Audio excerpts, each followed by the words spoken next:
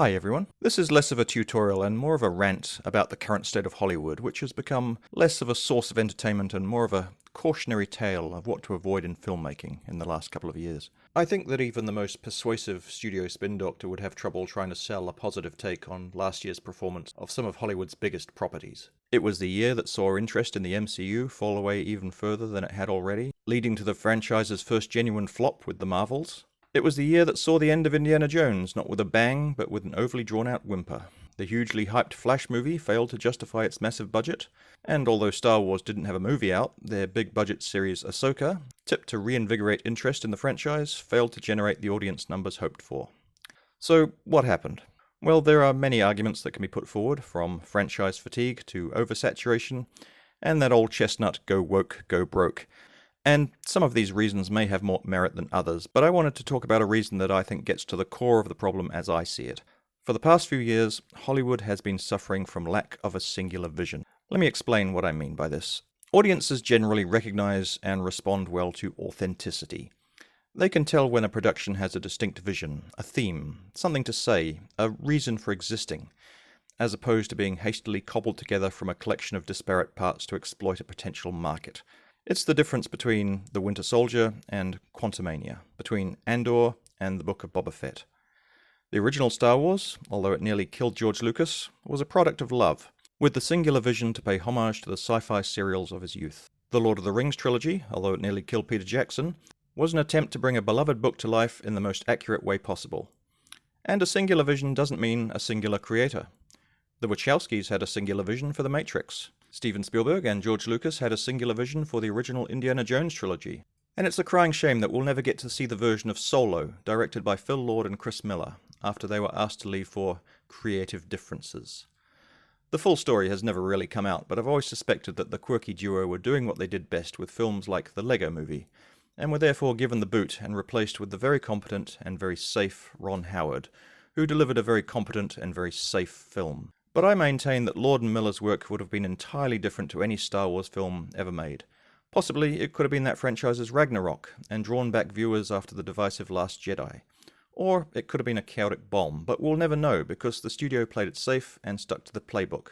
They didn't want to take a risk on a unique vision, even after bringing in the directors specifically because of that unique vision. Star Wars as a franchise in recent years is the most egregious and quite frankly baffling example of what I'm talking about. How does the biggest movie studio in the world take what was then the biggest property in the world and launch into a nearly billion-dollar trilogy with seemingly no plan?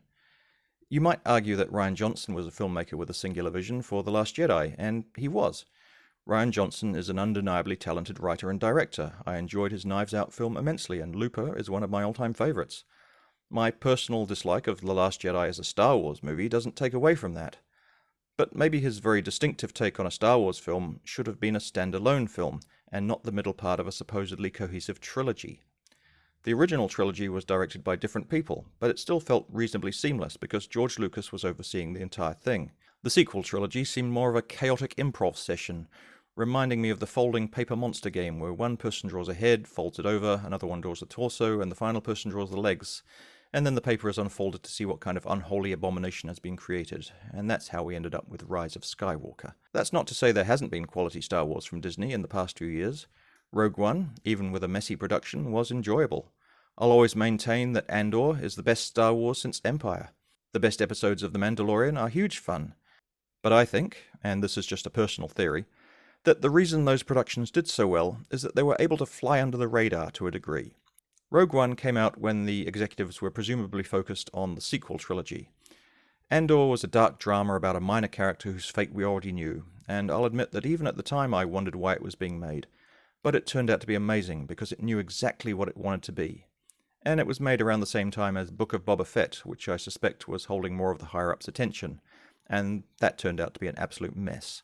Ironically, I suspect that it was the success of The Mandalorian, which also flew under the radar for its first 2 seasons, that turned the executives' eye on it like the eye of Sauron, and created the dumpster fire that was Season 3. The common thread seems to be that when the money people start to pay too much attention to something, it's doomed. Not always, but very often. Because the money people are incredibly risk-averse, and generally only want to try what's worked before, with invariably diminishing returns. The golden goose isn't quite dead, but it's certainly hooked up to life support and being fed through a tube. It's how we end up with oddly depressing films like Indiana Jones 5, whose sole reason for existing seemed to be that Harrison Ford is still alive. And of course, it was a massive bomb. So how to fix this? Well, there's no easy answer, and I'm not going to pretend that any of my suggestions are feasible. I think that a lot of the problems of the massive budgets and studio overreach are just baked into the system. But if I was king of Hollywood with absolute power, here's what I would do. Firstly, I would give creative control back to the creatives.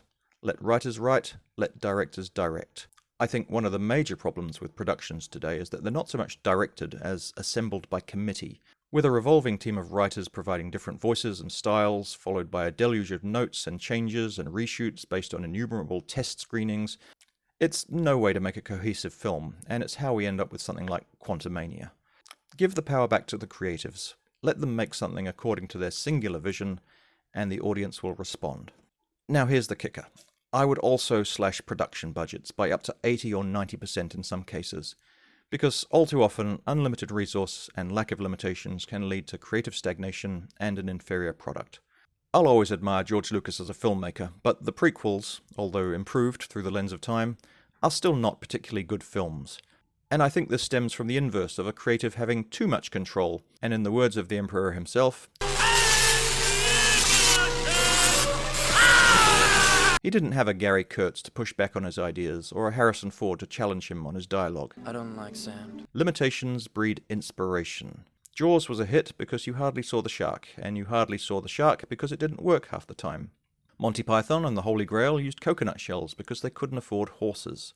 James Cameron was nearly arrested for filming without permits on The Terminator, and the low budget required that it be filmed in a fast-moving run-and-gun indie style that the glossier sequels couldn't hope to replicate.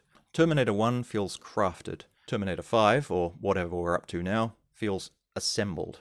And of course, lower budgets means less risk. Are they all going to be winners? No, of course not.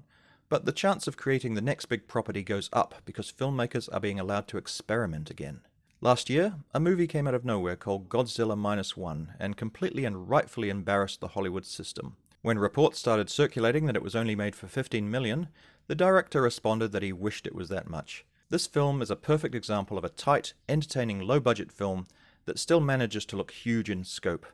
When a film like The Marvels, that came out the same year with literally around 20 times the budget, managed to feel small and cheap in comparison.